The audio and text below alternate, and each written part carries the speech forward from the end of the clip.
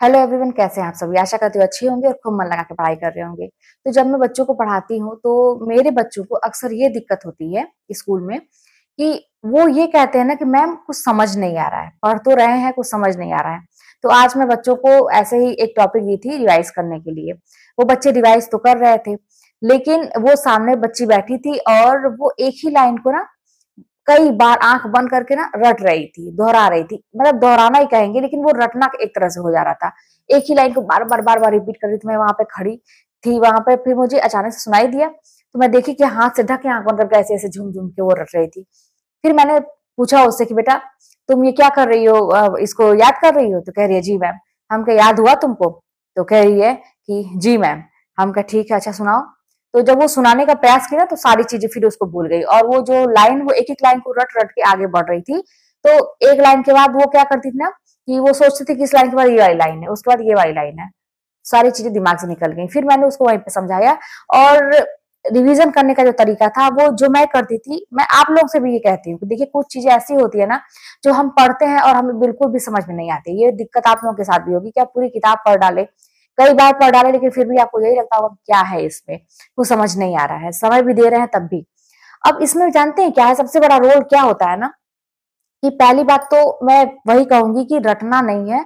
आप कोई भी किताब को पढ़ रहे हैं, कोई भी लाइन को पढ़ रहा है तो समझ के पढ़िए। जब तक समझ में ना आए आगे मत बढ़िए। जैसे बहुत सारे लोग ऐसे होते हैं कि आगे बढ़ते जाते हैं, समझते नहीं है चीजों को।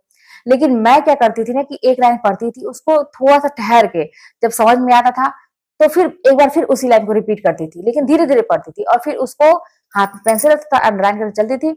और जब समझ में आ जाता था तभी मैं आगे बढ़ती थी। अगर मुझे कुछ डाउट लगता था कि क्या लिखा है ये, मतलब क्या कहा जा रहा है यहाँ पे, तो मैं एक बार और रिपीट करती थी उस लाइन को। रटती नहीं थी, लेकिन समझने का प्रयास मैं तब तक करती थी जब तक वो मुझे समझ में नहीं आ रहा था। इस तरह से मैं धीरे धीरे आगे बढ़ती थी। हाँ, थोड़ा टाइम टेकिंग तो था, लेकिन हाँ ये है कि वो चीजें जब आप मतलब 2-3 बार अगर दोहरा लेंगे ना वो टॉपिक को पूरा, तो वो एक चीज मतलब तरह से दिमाग में बैठ जाती है। लेकिन वही आप 50 बार रटेंगे ना आंख बंद करके ऐसे ऐसे, तो फिर वो कभी भी नहीं याद होगा। ऐसा मुझे लगता था। तो आप लोग भी समझ के पढ़िए। और आप लोग के भी ऐसे कमेंट आते हैं कि समझ में नहीं आती हैं चीजें, बुक जैसे बहुत कठिन लगते हैं उसके लैंग्वेज। अच्छा देखिए, यहाँ तो एक जगह मैं ये बता रही हूँ आपको कि समझ समझ के आगे बढ़ना है, लेकिन वहीं पर कुछ चीजें ऐसी होती थी जहां पे एकदम से मुझे समझ नहीं आता था। कुछ कुछ चीजें ऐसी होती थी, जैसे काव्य शास्त्र है ना, तो वो मुझे भी कठिन लगता था। ऐसी बात नहीं है कि आप ही लोगों को कठिन लगता है, मुझे भी कठिन लगता था। अब वहां पे मैं ये सोचती थी कि जब समझने का प्रयास करो तो बहुत समय लगता था, और वो 2-3 बार में ही समझ में नहीं आती थी कोई कोई चीजें। तो मैं उसके लिए एक तरीका अपनाई थी ना कि 2-3 बार दोहराती थी, हाँ समझती थी मैं, लेकिन बहुत ज्यादा एक ही लाइन के पीछे नहीं पड़ी रहती थी, मैं आगे भी बढ़ जाती थी। और इस तरह से करके ना उसको मैं ज्यादा रिवीजन के मतलब उसमें दायरे में रखती थी। जब काव्य शास्त्र का टर्न आता था मेरे रिवीजन में, तो मैं उसको जहां पे बाकी जैसे हिंदी साहित्य है या व्याकरण के पोर्शन है, तो मैं 4-5 बार दोहराने में ही मेरा एक टॉपिक क्लियर हो जाता था। लेकिन काव्य शास्त्र को मैं 10 बार, समझिए है ना, उसका दूना कर देती थी। और ऐसा नहीं कि बस एक लाइन के पीछे पड़ी रहती थी, मुझे ऐसा लगता था कि बहुत समय लग रहा है तो मैं आगे बढ़ जाती थी। फिर रुक के क्या करती थी मैं कि उसको थोड़ा सा समझ के फिर आगे बढ़ती थी, और फिर मैं उसको कई बार रिवीजन करती थी। तो देखिए जैसी चीजें है ना उसके हिसाब से आपको अपना आइडिया लगाना पड़ेगा। ऐसा नहीं होता है कि एक ही जो आप तरीका अपना रहे हैं वो हर जगह लागू होता है। आपको मतलब बदलना पड़ेगा चीजों को, है ना, टॉपिक के हिसाब से। आपके माइंड को कैसी ये चीजें लग रही हैं, वहीं पे जो इंटरेस्टिंग होगा वो आप एक ही बार पढ़ेंगे आपको याद हो जाएगा। तो अपने हिसाब से चेंज करते रहिए, चीजों को चेंज कर करके पढ़िए। यही तरीका होता है पढ़ने का। कोई ऐसा पर्टिकुलर रूल नहीं होता किसी रूल से आप सारी चीजें पढ़ेंगे। ये तो हो गई थोड़ी सी पढ़ने की बात। आज मेरे सामने ये चीज थी, एक बच्चे की प्रॉब्लम थी, एक लड़की की, तो मैं सोची कि आप लोगों के साथ भी शेयर करूं। उसको समझ में आ गया तो मैंने सोचा कि आप लोगों के साथ भी। और एक चीज मैं आप लोगों को बताऊं कि मुझे ऐसा फील हो रहा है ना, जब मुझे अच्छा, मैं ये भी बताऊंगा मुझे जो फील होता है ना वो होती हुई है चीजें। और अच्छा आप लोग भी फील किया करिए। तो मुझे एक अच्छा अच्छा फील ये हो रहा है कि जैसे नया साल आ रहा है ना।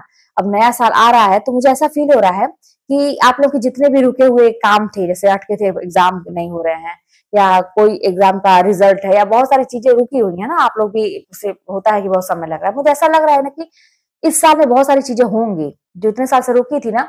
मुझे ऐसा लग रहा है कि एग्जाम भी हो जाएगा, और आप लोगों का कोई रिजल्ट है या कोई भी चीज होगा, तो ये मतलब साल कुछ अहम, मुझे ऐसा फील आ रहा है। मेरे अपने लिए भी ऐसा लग रहा है कि मुझे हो सकता है कि इस साल में मैं कुछ अच्छा अच्छा करूं। और मुझे आप लोगों के लिए भी ऐसा लग रहा है कि इस साल में बहुत सारी चीजें होंगी। तो अच्छा तो मान लीजिए ये है कि मान लीजिए एग्जाम हो जाए अगर, तो तैयारी आपकी क्या है, जरा ये सोचिएगा कि भाई 2 साल हो गए फॉर्म भरे हुए, एक तरह से मान के चलिए 2 साल 1.5 साल जो भी है, तो इतना समय निकल गया। लेकिन एक तरीके से कहा जाए कि आप जरा आंख बंद करके अपनी आत्मा से पूछिएगा कि क्या जितनी किताबें हैं आपके पास, क्या उसका एक एक वर्ड, एक एक पेज का सारी चीजें, आप ऐसा किताब बंद करते हैं और किसी टॉपिक के विषय में सोचते हैं, तो क्या वो पेज आपकी आंख के सामने खुल के आता है बिना देखे? क्या वो चीजें, कोई रचना, आप मान लीजिए कोई क्वेश्चन सॉल्व कर रहे हैं, कोई रचना आ गई है ना, आप किताब पढ़े हुए हैं, जब वो रचना सामने आई तो आपको क्या आंसर तुरंत आता है बिना ऑप्शन देखे? और वो जो आंसर आता है आपको उसमें जब देखते हैं, तो क्या वो पेज आता है सामने कि कहाँ पे लिखा हुआ है, कौन से कवि का है, कहाँ पे, मतलब नीचे है, बाएं है, दाएं है, कहाँ ऊपर नीचे कहाँ पे है? तो अगर ऐसा वाला कोई भी क्वेश्चन देखते ही आपको पेज सामने जब आंख के खुलने लगे ना, तब समझिए कि आपकी तैयारी पक्की है। ऐसा मेरा खुद का अनुभव है। नहीं तो अभी आपकी तैयारी कच्ची है और आपको और मेहनत करने की जरूरत है। और वही मैं कह रही हूँ कि अगर एग्जाम हो जाएगा तो क्या करेंगे? तो भाई अपना रिवीजन बढ़ा दीजिए। देखिए नया साल है, बहुत सारे लोग इस नए साल को कई तरीके से मनाएंगे।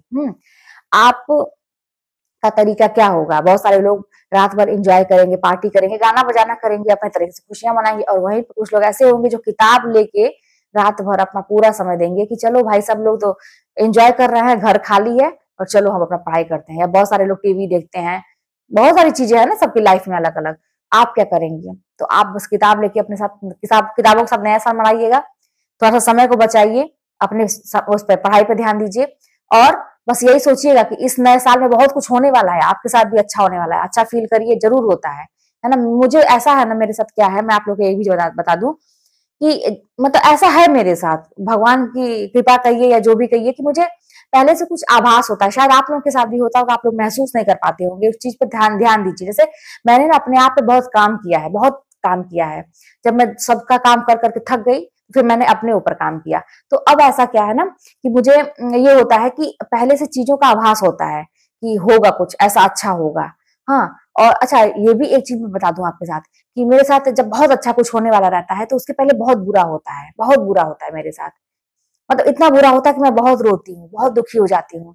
मतलब ऐसा लगता है कि जिंदगी अब कुछ नहीं है, बहुत बेकार है, ऐसा लगता है। लेकिन मेरे साथ 2-3 बार ऐसा हो चुका है कि बहुत खराब होने के बाद मेरे साथ बहुत अच्छा हुआ है। तो अब क्या होता है ना कि जब मेरे साथ कुछ बुरा होता है तो अब मैं रोती हूँ, दुख तकलीफ होता है, लेकिन तुरंत मन में एक आता है ना, आ जाता है अंदर से कि यानी कि कुछ अच्छा होने वाला है, ये संकेत है पहले। तो आप लोग भी ऐसा थोड़ा फील करिए, है ना, अपने अपने आप को फील करिए, अपनी भावनाओं को फील करिए, अपनी आत्मा को फील करिए। देखिए ना, ठीक है आप प्रैक्टिकली है, सारी चीजें, भाई कलयुग है, बाकी भौतिकवाद है, लोग हैं, तरह तरह के लोग हैं, सब चीजें चलती हैं। लेकिन ये जो भावनाएं होती है ना, बड़ी ताकत है इसमें। जो अध्यात्म होता है ना, बहुत ताकत है इसमें, बहुत कुछ करा देता है। सब लोग कहते हैं चमत्कार नहीं होते, ये नहीं होते, भाई मेरे साथ तो होते हैं। और चमत्कार कैसे? भाई कर्म करिए, उसके बाद देखिए चमत्कार। अब बिना कर्म किए कोई चमत्कार अपने से नहीं होने वाला है।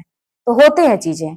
तो आप थोड़ा सा अपने आप को फील करेंगे तो आप भी देखेंगे ना कि आपकी पर्सनालिटी अलग बन जाएगी और आप कुछ अलग ही महसूस करेंगे, लोगों से हट के महसूस करेंगे। कहीं वहीं पर लोग अपने आप में कटने मरने को तैयार रहेंगे, है ना, ईर्ष्या करेंगे, किसी से जलेंगे, ये करेंगे, और आपकी अलग दुनिया रहेगी। आप कुछ और ही दुनिया में रहेंगे और अपना अपने आप को ग्रो कर पाएंगे। तो आप थोड़ा सा ऐसा करके देखिए।